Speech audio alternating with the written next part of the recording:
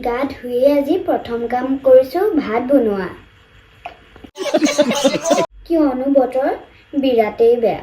বৰষুণো আহিব, তাৰ আগতে পথাৰলৈ যাব লাগিব। সেই গতিকে পুৱা 7 বজাতে আজৰি নহ'লেনো পথাৰলৈ কেনেকৈ যাম? আমি হৈছোঁ গাঁৱলীয়া মানুহ, সোনকালে ভাত খোৱাৰ অভ্যাস। আজি পিছে মিঠাতেল এটুপিও নাই। দুটুপিমান আছে আকৌ। বক বককে পানী উতলি আছে।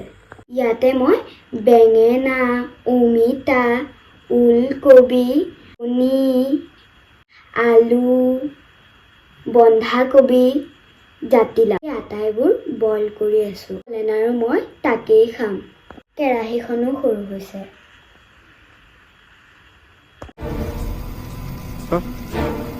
যোৱা বছৰ আলু বিক্ৰী কৰা পইচাৰে এই কেৰাহীখন লৈছিলোঁ।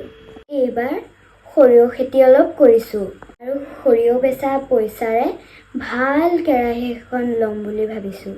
ভাল কেৰাহীত খাবলৈ কাৰণো মন নাযায় কওকচোন? আমি হ'লো দুখীয়া গাঁৱলীয়া মানুহ। ভাল কেৰাহীত খোৱাৰ আমাৰ ভাগ্য নাই। কপালত থাকিলে সেইকণো হ'ব। কষ্ট কৰি গৈ আছোঁ। কিন্তু কি কৰিব, আমাৰ ঘৰত এটুপিও মিঠাতেল নাই।